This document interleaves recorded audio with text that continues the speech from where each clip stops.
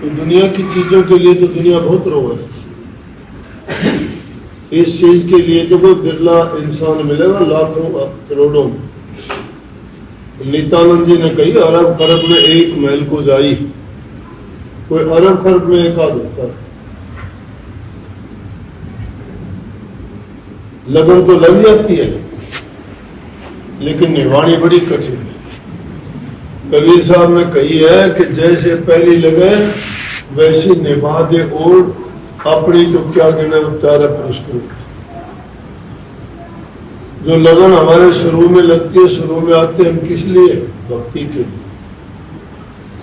बाद में वो चीज बदल जाती है, वो रास्ता भटक जाते हैं, फिर भक्ति नहीं रहती।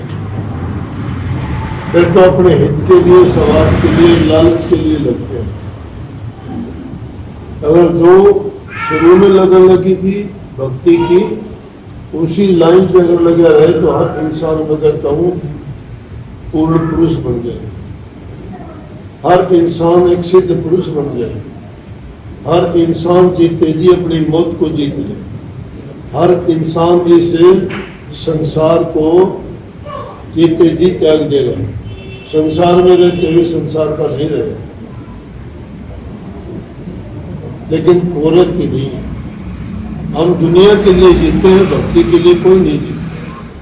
भक्ति के लिए जो जीता है वो त्याग देता है सब कुछ। त्यागने का मतलब यह नहीं कि कहीं छोड़ के निकल जाए, त्याग का मतलब उसकी आसक्ति नहीं रहती किसी चीज, उसकी ये आसक्ति नहीं रहती हाय मुझे ये मिल जाए, हाय मुझे मेरा ये हो जाए। और सही रास्ते पे चलोगे तो देने वाले के घर में कमी नहीं, अपने आप दे दे। जब तुम अपनी चतुराई से बुद्धि से करना चाहोगे फिर फेल हो जाओगे, फिर नहीं देगा। कहेगा कि इसका तो इतबार नहीं है, तो अपने आप पर इतबार करता है, मैंने ये कर दिया, मैंने ये कर दिया, मैं ये कर दिया, फिर वो छोड़ देता है।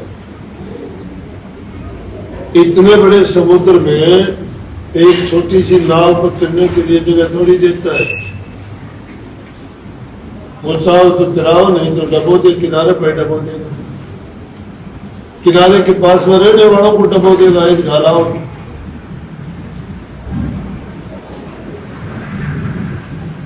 विश्वास इंसान को दिलाता है।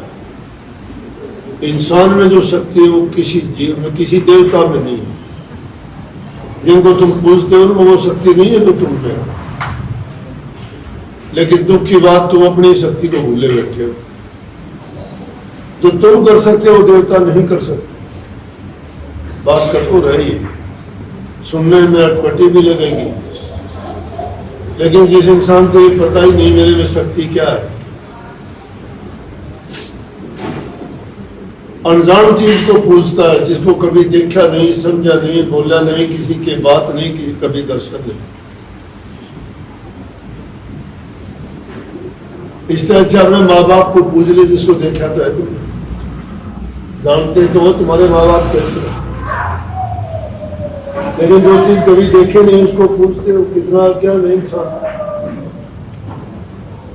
परंतु ये बात कितने भी जोर जोर से लाउड स्पीकर में भी बोल के दुनिया को सुनाना चाहो, कोई सुनने वाला नहीं इन बातों, और ना ये बातें उन पर असर करती। जो भी लोग आते हैं वो अपने स्वार्थ के हित के लिए आते हैं, मेरा ये स्वार्थ पूरा हो। किसी को धन की जरूरत है, किसी को सुख की जरूरत है, किसी को अपने बीमारी से निवृत्ति चाहिए, तो किसी को संसार में इज्जत और मान बढ़ाई चाहिए। इसलिए कोई नहीं आता मुझे भक्ति करने का तरीका मिलना चाहिए, प्रभु के दर्शन के लिए, इसलिए कुछ फिर हमें मिल रहा होता है। कबीर साहब ने इसलिए कही कि दास कबीरा दुखिया जागे और रोवे, दुनिया खाओ।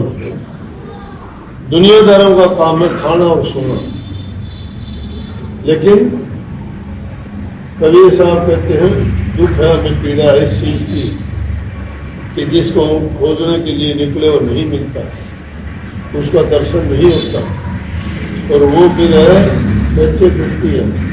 जब उस विरह में लगता है तो दुनिया की चीजों की उनसे मोह भंग हो जाता है। शरीर को जिंदा रखने के लिए काम करना पड़ता है, काम किए बिना उसका पेट नहीं भरता। अगर शरीर ही नहीं रहेगा तो इंसान करेगा क्या। पहले अपना खाने पीने का इंतजाम इंसान को करना चाहिए। उद्यम काम करे, कमाई करके खुद का पेट भरे। जो तुम्हारी जिम्मेवारी में बच्चे हैं उनका पेट भरो, उनको अच्छी शिक्षा, अच्छे गुण, अच्छी तालीम दो। और उसी जगह पर रहते हुए माँ बाप की, बूढ़े बुजुर्ग की सेवा करो। जरूरतमंद की जो तुम सहायता कर सकते हो वो करो। बच्चों का लालन पालन अच्छा करो, उनको बुराई के रास्ते से बचाओ। सामाजिक बनाओ उनको। सामाजिक बनाने का मतलब जो इंसान समाज में रहता है, दूसरे के दुख दर्द सुख दुख में जो शामिल होता है। दुष्टों को कोई जरूरत नहीं होती इन चीजों की, राक्षसों को कोई जरूरत नहीं, उनको संवेदना नहीं है। उनको ना किसी का दुख है ना किसी की खुशी में खुशी है। संवेदनहीन है वो लोग। संवेदना चाहिए इंसान में, पीड़ा को जो समझता है। क्यों दूसरे की पीड़ा समझेगा, उसको पता लगेगा कि कितना दुख है। पर हित के लिए जो जीता, रामायण का सार यही है। रामायण का सार यही है, जो दूसरे के दुख को नहीं समझता उससे बड़ी अदमता ही नहीं है। और जो दूसरे को सुख देता है उससे बड़ा कोई भी धर्म कर्म नहीं। कर्म करो, धर्म कर्म, पाप कर्म नहीं। कर्म तो सब करते हो, लेकिन एक कर्म तो दूसरों को दुख देता है, एक कर्म दूसरे को सुख देता है। फलदायक होना चाहिए, फल मिलेगा दोनों का ही। एक फल ऐसा होगा जो इंसान को बर्बाद करके रख देगा, एक फल ऐसा होगा जो इंसान को, उसको नहीं सबको शांति देने वाला, खुशी देने वाला। ये वाणी संतों ने यूं नहीं कहा, बैराग जगह तो बाजी। कितनी बैराग की वाणी मीरा की दर्शन के लिए तो चलता है। तेरी मैं तो प्रेम दीवानी, मेरा गर्दन जाने तो। क्या कहते या जब तकलीफ होती है, दिल में पीड़ा होती है, तो क्या बोलते हैं? लबजिया बैन क्या देखे मुझे दिल की बीमारी है। लबजिया बैन क्या देखे मुझे दिल की बीमारी। ले जाओ वैद्य के पास, डॉक्टर के पास, वो हकीम नहीं है, दिल की बीमारी का हकीम सतगुरु। ये दुनियादारी के वैद्य हो तो क्या बताएंगे? कभी कफे रोग मतलावे, कभी तासीर गर्मी की। कभी कफे रोग मतलावे, कभी तासीर गर्मी की। जिगर का हाल तो जाने, नारी है न बजिया वैद्य क्या देखे मुझे दिल की बीमारी है। दिल की बीमारी है, दिखाई नहीं जाती, उसके आंसू बाहर नहीं अंदर में जाते, तरफता। इसलिए ये बात लड़की को देख के आएगी कि छोटी सी उम्र में प्यार है, सच्चाई है ये। नहीं ऐसे ऐसे बच्चे काफी ऐसे देखे कि गलत रास्ते में पड़ जाते हैं, जिंदगी बर्बाद कर देते हैं। भागी जीव है ये कि छोटी उम्र में इनको अच्छा सत्संग सुनने को मिलता है, दर्शन मिलते हैं, अच्छी संगति मिलती है, शुभ विचार सुनने को मिलते हैं। लेकिन कमी हमारी है, जिन घरों में निंदा चुगली बुराइयां होती हैं उनके बालक बर्बाद हो जाते हैं। वो सत्संग में उनको ग्रह नहीं लगता, उनकी बुद्धि भ्रष्ट हो जाती है, वो दुनियादारी की चीजों के लिए भागते थे। कोई चोर बनेगा, कोई शराबी बनेगा, कोई झगड़ालू बनेगा, कोई जेब कतरा बनेगा, कोई मोटरसाइकिल ठानिया बनेगा। उनके अंदर कोई दया प्रेम संवेदना नहीं होगी। उनके लिए कोई मित्र ना होगा, कोई रिश्तेदार नहीं होगा, कोई उनमें सामाजिकता खत्म हो जाएगी, परिवारवाद खत्म हो जाएगा। उनमें माँ बाप भाई बहन के प्रति भी प्यार नहीं होगा, पर उनके प्रति कहां से प्यार होगा। सत्संग में आते हो, घरों में जाके आप सत्संग की बात नहीं करते, नाम की महिमा नहीं गाते। जो नाम की महिमा गाते हैं, प्रभु की गुणगान करते हैं, अपने जीवन की वो घटनाएं बताते हो कि तुम्हें किस प्रकार से सत्संग में आना हुआ, किस प्रकार तुम्हारा जीवन संवरा, कैसे तुम्हारी बुराइयां छूटी और तुम्हें क्या मिला। दुनियादारी के लोग इस बात को ज्यादा यकीन करते, तुझे सत्संग में क्या मिला, तुझे दर्शन करने से क्या फायदा हुआ, फायदा पूछते हो, भक्ति नहीं। तेरे धन हो गया, नौकरी मिल गई, तेरा बेटा हो गया, तेरा और कोई फायदा हो गया, इन बातों को पूछते। लेकिन इन चीजों में शांति नहीं है। कल को बेटे ठोकर मार देंगे, अवन तो पहले ही मार देते हैं, वृद्धाश्रम दिखा देते हैं, माँ बाप का कहना नहीं मानते, उसी दिन जीवन बर्बाद हो गया। आदमी को बेचैनी हो जाती है कि देखो कौन बना। ऐसी हालत हो जाती है कि मुंह के बंदर में बंदे वो उनके पीछे पीछे भागते फिरते हैं, क्या ये ले ले वो ले ले, अपना सब कुछ देता फिरता है, फिर भी वो उसको भाव नहीं देते। सब कुछ देने के बाद और लेने के बाद भी उनके प्रति उनका कोई प्यार नहीं। ये कलयुग की खूबी है कि नहीं। हालत समाज की यही कि गलत कहता हूं मैं, क्यों रोजाना मेरे ऐसे अनुभव होते हैं आप लोगों के आने से।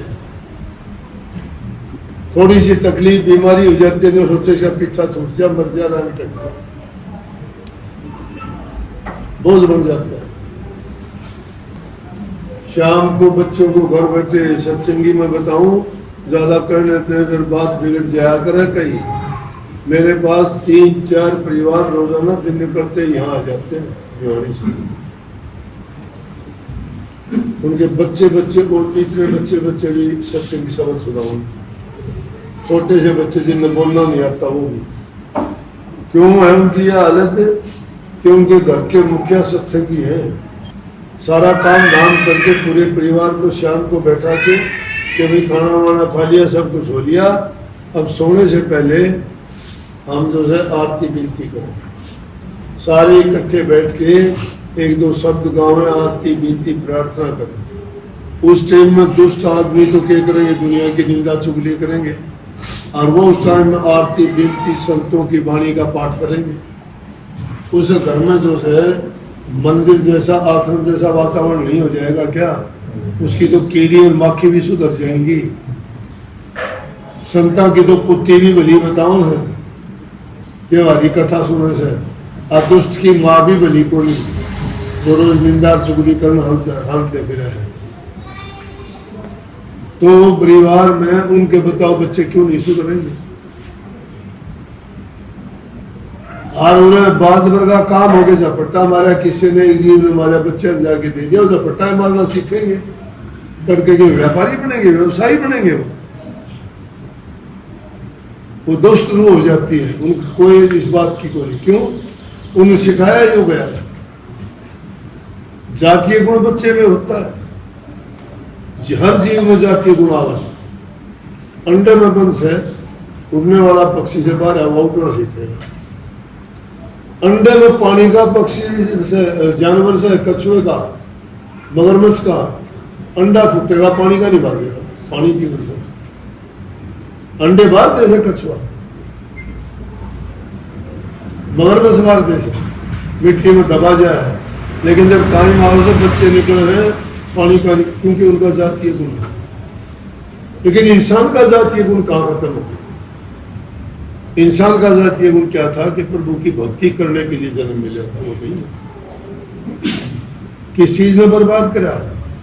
माँ बाप, बुरी संगति ने, लूट खसूट ने, धोखाधड़ी का खुआ के, चोरी का खुआ के उनके अंदर बुरे लक्षण भर दिए सारे, दुष्टता पैदा कर दी, इंसान नहीं बनाए, राक्षस बना दिया। तो अच्छी शिक्षा दिया करो, बच्चों को अच्छे बने, जीवन सुखी होगा तुम्हारा, वो भी सुखी रहेंगे। नहीं तो थारा तो इतने बिगड़े उड़े साहब उनकी औलाद का अंदाजा लगा ले वो किसे होंगे। इसलिए भाई जो सबको सुख देता है, शांति देता है, जीवन उसने दिया है, सब कुछ उसके हाथ में, तंदुरुस्ती उसने दी, सब रोगों बीमारियों तकलीफों से हमें बचाता है, उसको याद किया करो, उस मालिक का भजन किया करो।